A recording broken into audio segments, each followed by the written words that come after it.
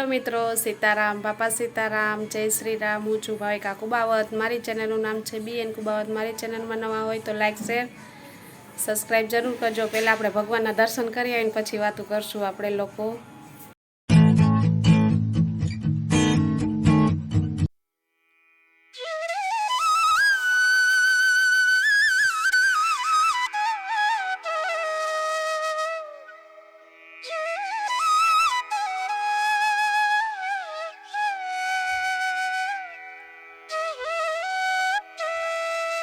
હાલો, જો આલુ પરોઠા બનાવું છું. જેનિશભાઈ શૂટ કરે છે અત્યારે વિડીયો. કા જેનિશ? હા. જો આલુ પરોઠું ખાવું છે કે તારે ત્રિકોણ પરોઠું ખાવું છે? આલુ પરોઠું. આલુ પરોઠું. આજે માહી નિશાળે લઈ ગઈ ને તમે કીધું જેનિશને આજે આલુ પરોઠા નાસ્તામાં કરી દો. કા જેનિશ? હા.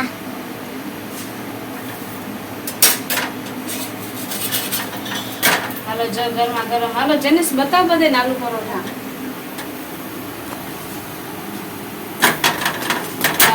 ગરમા ગરમ બની ગઈ છે.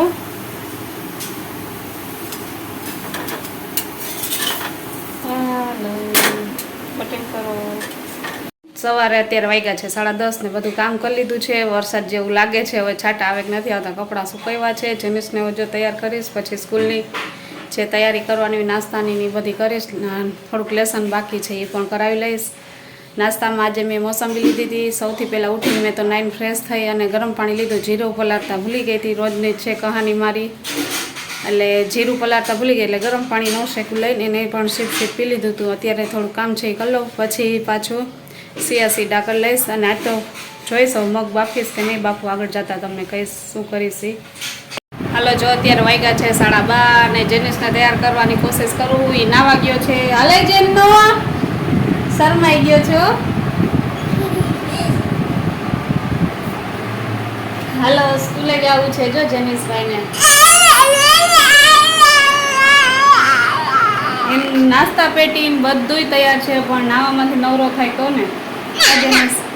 હાલો, બાબુ બનાવવાનો છે ને બાબુ.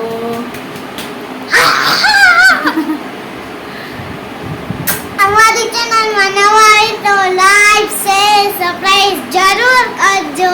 હાલો, જો જેનિશભાઈને સ્કૂલે મૂકવા જઈએ છે. Bye bye Jenish. હાલો, જો સ્કૂલે મૂકી આવું પછી રસોઈ જે બાકી છે કરી લઈશ. ઘરે આવીને ત્યાં તો માઈ બેન આવી જશે.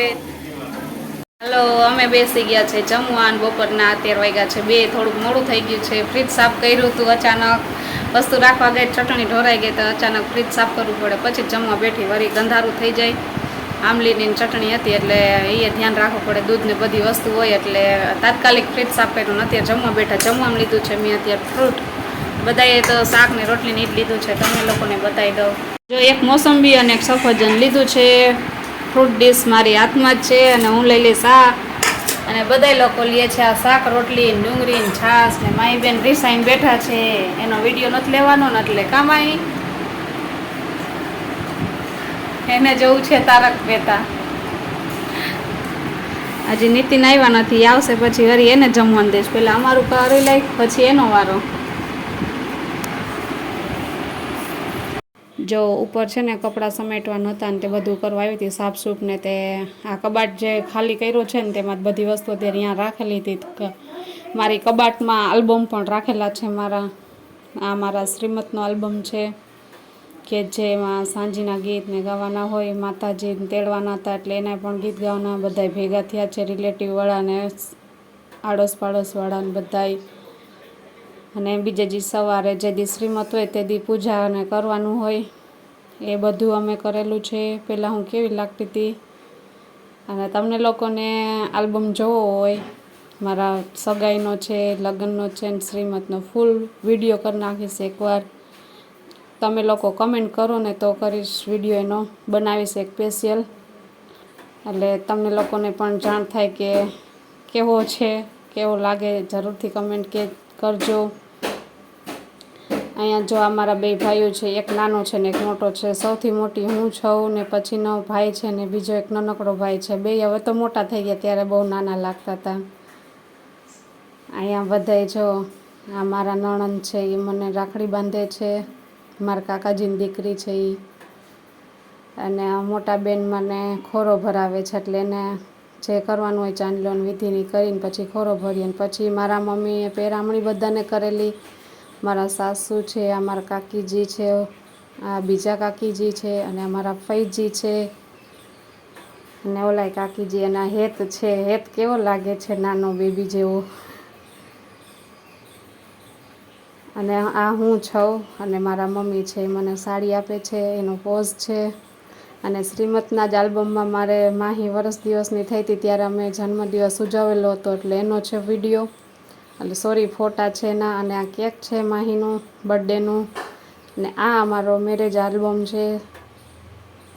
અમારે આ મેરેજનો પેલો ફોટો છે, અને તારીખ ને બધું લખેલું છે. નીચે લખેલું છે નીતિન સંઘ ભાવિકા. અહીંયા જો ખરાબ થઈ ગયું છે.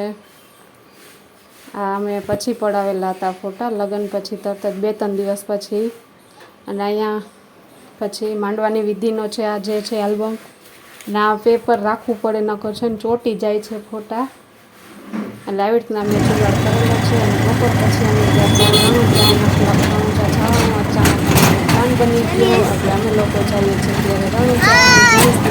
પાછળ ડેકીમાં બેઠો છે, મજા કરે છે. અમે પહોંચવા આવ્યા છે ત્યારે રણુજા. પછી રણુજામાં જે દર્શન કરાવશું, તમને કેવા લાગે જરૂરથી કહેજો.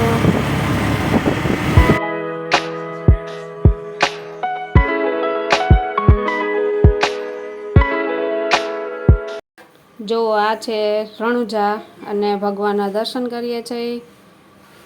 રામદેવ પીરના સરસ એવો સ્વરૂપ છે, બહુ સરસ એવું ડેકોરેશન, ને માણસો એટલા હતા, ને સરસ એવો મેળો પણ થાય છે. મેં પહેલી વાર ગયેલી હતી અને મને પણ મજા આવી ગઈ.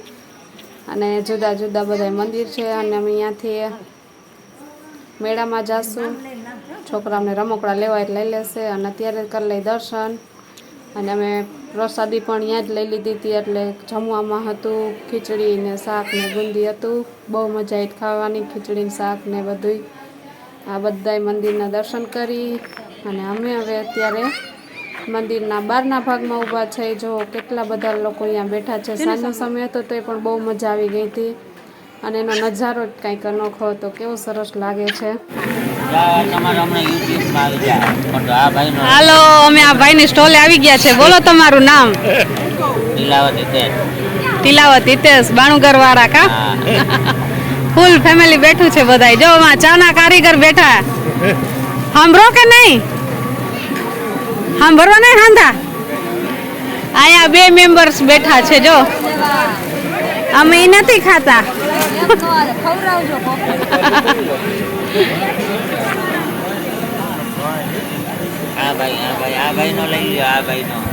એક જ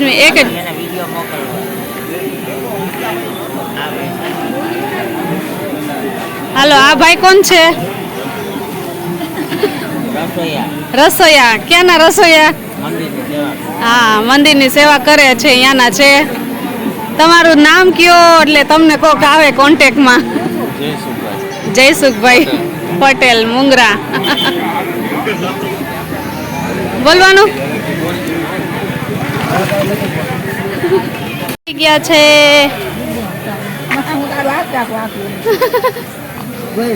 હાલો માસી, શું ખરીદી કરી તમે?